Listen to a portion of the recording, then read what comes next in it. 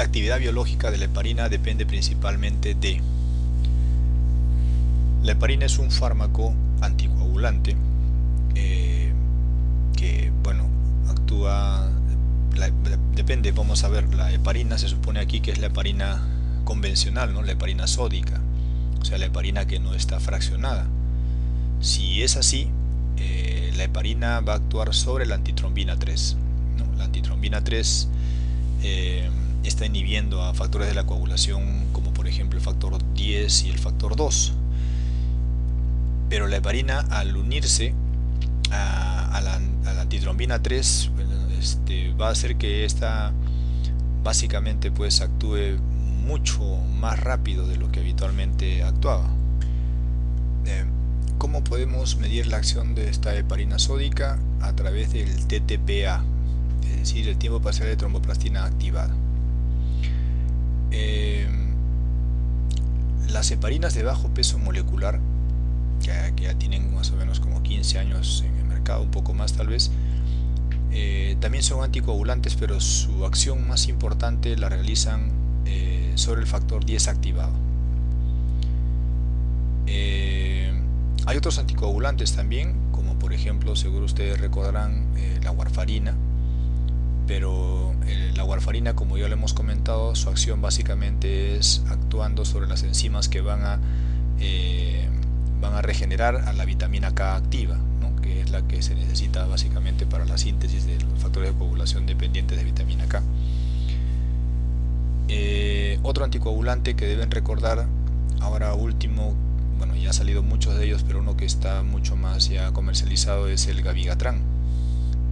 El Dabigatran es un anticoagulante vía oral, pero que tiene una peculiaridad, que no necesita controles, de TP. Me olvidaba comentarles que la heparina de bajo peso molecular, a diferencia de la heparina sódica convencional, la heparina de bajo peso molecular no requiere controles de TTPA. Igual, el Dabigatran tampoco requiere controles de TP, como si lo requiere la warfarina. O sea, la warfarina requiere controles de TP, es un anticoagulante bioral. El Dabigatran es un anticoagulante bioral, pero que no requiere controles de TP. Ahora, ¿dónde actúa el Dabigatran? El Dabigatran actúa principalmente sobre el factor 2A, ¿no? 2A. Entonces, heparina convencional sobre antitrombina 3, heparina de bajo peso molecular sobre el factor 10A y Dabigatran sobre el factor 2A. Y la warfarina pues actuando sobre las vitamina K oxidasa y reductasa, perdón, y epoxidasa. Entonces acá la respuesta será pues antitrombina 3. ¿Cuál es el fármaco que actúa sobre los receptores angiotensina tipo 1 de la angiotensina 2? O sea, a ver, veamos. La angiotensina 2 viene de la angiotensina 1, la cual se ha producido debido a la interacción de la enzima convertidora de angiotensina. La angiotensina 1 viene del angiotensinógeno, que ha sido producido en el hígado. Este angiotensinógeno pasa a angiotensina 1 por acción básicamente de la renina. Por eso el eje que se comenta muy frecuentemente es el eje renina-angiotensina-aldosterona. Ahora, recuerden ustedes que la renina se produce a nivel de la arteriola aferente, en el glomérulo. Entonces, renina, angiotensina, ¿no? Y aldosterona. Y es que la angiotensina 2 es la que efectivamente va a estimular a la glándula suprarrenal a que se produzca aldosterona, pero la angiotensina 2 también directamente puede actuar sobre el músculo liso produciendo vasoconstricción. Ahora, la angiotensina 2 tiene su forma de actuar al interaccionar con receptores AT1. O sea, hay dos tipos de receptores de angiotensina 2, los AT1 y los AT2. Los AT1 están mucho más distribuidos en el organismo y los AT2 en realidad no lo están tanto y tienen aún una función no muy completamente dilucidada. En cambio, los AT1 sí son el blanco de la angiotensina 2 y estos son los que regulan los fenómenos de la presión arterial, ¿no? Lo encontramos en el sistema nervioso central, en el periférico, lo encontramos en el sistema cardiovascular, en los pulmones, y el bloqueo de estos receptores AT1 hacen que la angiotensina 2 no pueda actuar y no se pueda producir esta vasoconstricción, con lo cual nosotros entonces regularíamos, o sería un paso en donde estaríamos regulando la presión arterial. Por eso que hay fármacos que van a bloquear este receptor y son los llamados ARA, bloqueadores de la angiotensina o de los receptores de la angiotensina, ¿no? ¿Cuáles son estos fármacos bloqueadores de los receptores de angiotensina? El primero que salió hace ya bastante tiempo, más o menos 15 años, es el losartán. Es el que tiene mucho más estudios clínicos, aunque ahora realmente ya hay otros que también tienen bastantes estudios clínicos y son bastante seguros. Uno de ellos es el valsartán, que está acá. Luego tenemos el irbesartán, el candesartán. Y en realidad hay bastantes fármacos, cada uno tiene un beneficio, cada uno tiene menos efectos secundarios, cada uno dice ser mejor que el otro, pero al final en realidad los que tienen mayores estudios clínicos está el losartán. Y bueno, ahora los últimos también hay que tenerlos en cuenta porque tienen algunas propiedades adicionales que ya lo iremos viendo con el tiempo, ¿no? Entonces, en concreto, estos fármacos llamados también fármacos ARA2 o llamados también BRA, son fármacos que bloquean la angiotensina 1 y se utilizan como fármacos antihipertensivos principalmente. Muchas veces se los utiliza como medicación secundaria ante el hecho de no poder utilizar fármacos inhibidores del ECA, o sea, los YECA, ya que los YECA pueden producir muchas veces tos exigente al bloquear también la vía de las bradicininas, pero si eso ocurriese, entonces una alternativa es la angiotensina, los bloqueadores del receptor de angiotensina que no producen ese efecto de la tos, ¿no?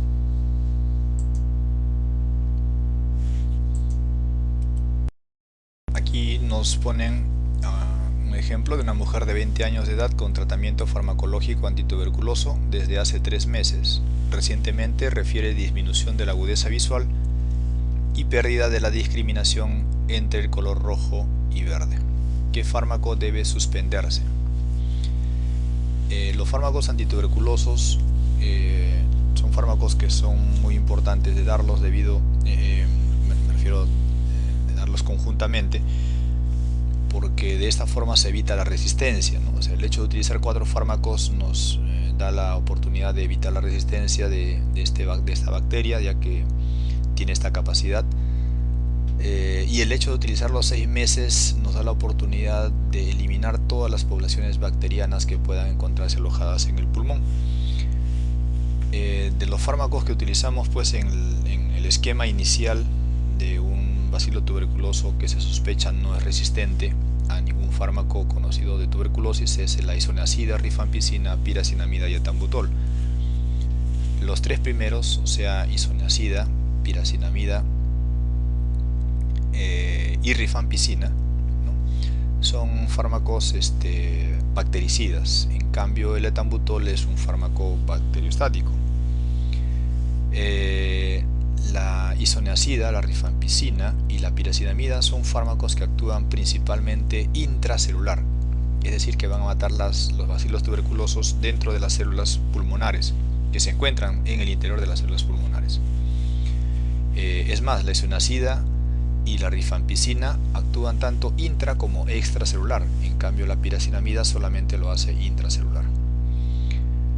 El problema, bueno, para concretar la pregunta, nos están señalando sobre efectos secundarios, ¿no? Debemos recordar, bueno, en orden de importancia, podemos comentar que la isoniazida es un fármaco eminentemente hepatotóxico. Produce lesión hepatocelular, puede aumentar las transaminasas de forma importante y hay que tener mucho cuidado con ello, además de elevar las enzimas hepáticas, que para suerte nuestra no es tan importante ni tan frecuente, las eleva, pero no en un rango superior a 5 veces su valor normal, porque de lo contrario tendríamos que suspenderlo. Lo que sí se puede ver muchas veces es las neuropatías periféricas, sobre todo en pacientes que están desnutridos, en pacientes alcohólicos, ya que la isoniazida interactúa con la piridoxina, que es la vitamina B6, por lo cual muchas veces hay que dar profilaxis con esta vitamina para evitar esta complicación frecuente que es la neuropatía periférica. El otro fármaco que produce también problemas es la rifampicina, y la rifampicina también actúa trayendo molestias a nivel hepática, produciendo colestasis intrahepática. El paciente presenta ictericia eleva la fosfatasa alcalina y también puede elevar las transaminasas, aunque no necesariamente en los rangos tan altos como la isoniazida. Recuerden que produce coloración naranja en la orina y en las secreciones, y puede producir también una patología gástrica. El tercer fármaco que estábamos comentando es la piracinamida, que es un fármaco muy hepatotóxico, también puede elevar las enzimas hepáticas en forma muy importante, pero un efecto casi frecuente que sí tiene la piracinamida, gracias a Dios los efectos hepatotóxicos no son muy frecuentes, aunque aumentan cuando se usan concomitantemente. El efecto más frecuente, digamos, o que casi siempre vemos en la piracinamida es la elevación del ácido úrico. Característicamente esta elevación del ácido úrico pues es muy importante y lo podemos utilizar incluso para corroborar que el paciente esté tomando la medicación como le estamos indicando, aunque sabemos que los fármacos se están dando bajo supervisión directa, pero igual se los puede dar, y hay que tener mucho cuidado en todo caso en pacientes que tienen antecedente de gota. Puede producir también pancreatitis, por cierto, y es un fármaco que no debemos darle en las mujeres gestantes, ¿no? En las embarazadas. Y el etambutol, que es un fármaco que hay que tenerlo como consideración dos cosas muy importantes, que es bacteriostático y que hay que tenerlo en cuenta porque hay que regular su concentración cuando el riñón está fallando, ¿no? En cambio la isoniazida, la rifampicina y piracinamida no se regulan con alteración de la función renal, y eso sí se tiene que hacer con el etambutol. Y el etambutol puede producir patología importante, sobre todo a nivel óptico y a nivel visual, es decir, podemos tener alteraciones visuales como justamente nos están describiendo en esta paciente, porque puede producir una neuritis óptica, lo cual pues hace que vayamos a disminuir la dosis o que podamos cambiar en todo caso el fármaco, ¿no?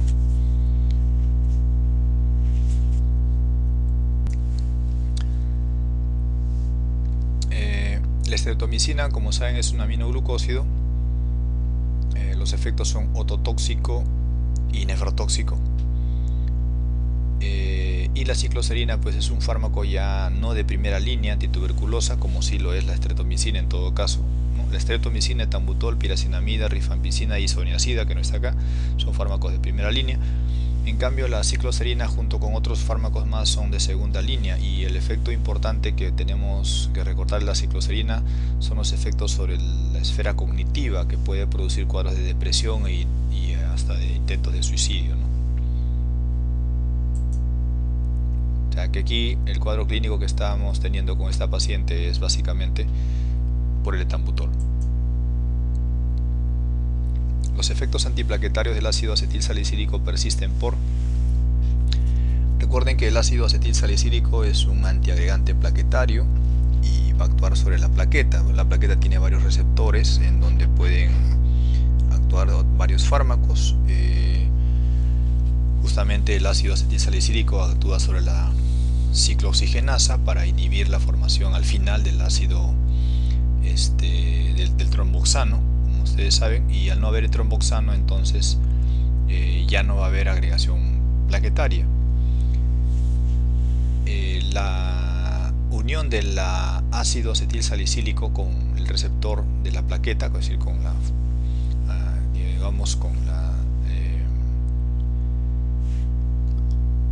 la ciclooxigenasa es de forma irreversible, de tal manera que durará mientras dure la vida de la plaqueta, y una vida de plaquetaria en promedio puede verse entre más o menos 8, 9 o 10 días, ¿no? De tal forma que hay que tener mucho cuidado cuando utilizamos aspirina en un paciente que, por ejemplo, va a ser operado, puesto que no lo podríamos operar sino hasta pasado los 7, 8 o 9 días, ¿no? Inclusive, ¿no? Salvo que tengamos que pasarle plaquetas si es que tenemos la necesidad urgente de operarlo, ¿no? Hay otros receptores plaquetarios, como por ejemplo, pues receptores para el ADP, ¿no? Que también son importantes, los receptores de 2B3A, ¿no? Que habrá que tener en cuenta también en la plaqueta. Entonces, la plaqueta, una vez que está interactuando con el ácido acetilsalicílico, pues ya se quedará hasta que se destruya completamente. ¿Cuál de los siguientes antimicrobianos no actúa inhibiendo la síntesis proteica? Habíamos comentado hace un momento que la síntesis proteica en la célula bacteriana está indicada básicamente por los aminoglucósidos, que actúa sobre la fracción 30S, las tetraciclinas, que también actúa sobre la 30S, pero este es bacteriostático, el aminoglucósido bactericida. Los macrólidos y la clindamicina actúan también sobre los ribosomas, pero la fracción 50S, y también son bacteriostáticos. El cloranfenicol también actúa sobre la síntesis proteica, recuerden, pero lo que no actúa sobre la síntesis proteica es la polimixina. La polimixina actúa sobre la membrana citoplasmática de la bacteria. Recuerden, la bacteria tiene membrana citoplasmática y pared. Entonces, solamente para recordar, sobre la pared bacteriana actúan los beta-lactámicos. ¿Quiénes son los beta-lactámicos? Las penicilinas, las cefalosporinas y los carbapenens, ¿no? Cuando decimos carbapenens nos estamos refiriendo al imipenem, al meropenem, por cierto. ¿Qué más actúa sobre la pared bacteriana? Actúan la vancomicina también, por ejemplo, ¿no? La vancomicina actúa sobre la pared bacteriana. ¿Qué actúa sobre la membrana citoplasmática? Las polimixinas. ¿Qué actúa sobre la síntesis proteica? Los aminoglucósidos, tetraciclinas, macrólidos, clindamicinas. ¿Qué actúa sobre la inhibición del metabolismo o de la regeneración del DNA? Pues actúa las quinolonas sobre la DNA girasa, exactamente sobre la DNA girasa, y la rifampicina, que actúa sobre la RNA polimerasa, ¿no? Por ejemplo. Entonces acá la respuesta correcta sería pues polimixina. Recuerden, actúa sobre la membrana citoplasmática. El efecto inotropo positivo de la digoxina a nivel del miocardio se debe... La digoxina, como saben, es un fármaco que actúa principalmente produciendo un inotropismo positivo a nivel cardíaco, pero también actúa a nivel de, digamos, de los vasos sanguíneos periféricamente, aumentando la resistencia. Claro, eso es en una persona normal. Sin embargo, en un paciente con insuficiencia cardíaca, al darle digoxina, va a producir, es cierto, pues un inotropismo positivo, va a aumentar la contractibilidad a nivel de miocardio, pero también va a tener un efecto negativo sobre el sistema simpático. Va a disminuir, digamos, la transmisión eléctrica a nivel del miocardio, y como va a inhibir el simpático, también va a inhibir entonces la vasoconstricción periférica que habitualmente hay. Por lo tanto, entonces no vamos a encontrar esa resistencia periférica que habitualmente la presentábamos. Entonces, la digoxina aumenta y mejora la función cardíaca en un paciente con insuficiencia cardíaca por el efecto inotropo positivo. Pero ¿cómo actúa? Actúa bloqueando la bomba de sodio y potasio, ¿no? Cuando bloquea la bomba de sodio y potasio a nivel de la membrana celular del cardiomiocito, recuerden que la bomba de sodio y potasio lo que hacía era sacaba 3 átomos de sodio y metía 2 átomos de potasio al interior de la célula. Pero si esta bomba se bloquea por la digoxina, el sodio ya no puede salir del interior de la célula, y como no puede salir, entonces el calcio comienza a ingresar, y al comenzar a ingresar se comienza a ver una transferencia del sodio desde el interior hacia el exterior a cambio del calcio que va ingresando. De esta forma el calcio intracelular va a favorecer la contracción muscular, y de esta manera pues hay un inotropismo positivo, ¿no? Entonces preguntan aquí, el efecto inotropo positivo de la digoxina a nivel de miocardio se debe a que inhibe la enzima sodio-potasio ATPase. Recuerden que la digoxina es un fármaco que hay que estar vigilándolo constantemente, porque puede traer efectos secundarios tóxicos. Y hablamos entonces de intoxicación por digoxina, la cual ocurre habitualmente en valores por encima de 2 nanogramos por mililitro en sangre. Una sintomatología muy precoz de que eso está ocurriendo, de que hay intoxicación por digoxina, son síntomas gastrointestinales, como por ejemplo pues la hiporexia, las náuseas y los vómitos, ¿no? De ello, la hiporexia es un síntoma muy precoz. Recuerden que la intoxicación por digoxina es mucho más fácil de evidenciarse, o mejor dicho, de producirse cuando estamos ante un paciente con hipopotasemia, por lo cual hay que corregir el potasio, o cuando nos encontramos con un paciente que tiene una disminución de la función renal, o cuando nos encontramos ante un paciente anciano, ¿no?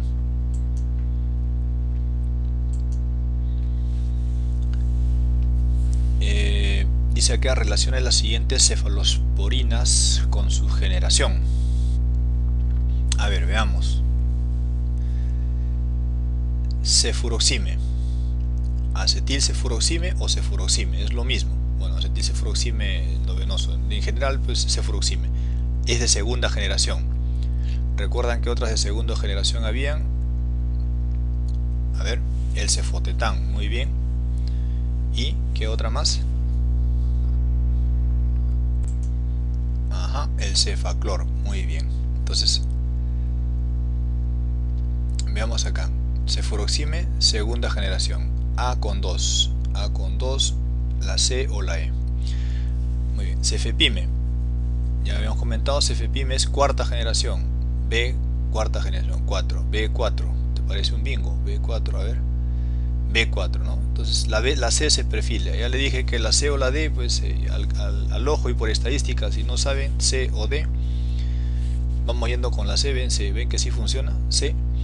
Ceftazidime, acá está mal escrito, es ceftazidime, que es una cefalosporina de tercera generación, ¿no? Al igual que la ceftriaxona, por ejemplo, al igual que la cefotaxime, al igual que la cefoperazona. Bueno, yo no los confundo más, pero la ceftazidime es una cefalosporina de tercera generación, pero principalmente se utiliza cuando sospechamos de pseudomonas, ¿no? Entonces C con 3, tercera generación, efectivamente C con 3, y el cefadroxilo, que es una cefalosporina de primera generación, o sea sería D con 1. Ya la respuesta sería la C.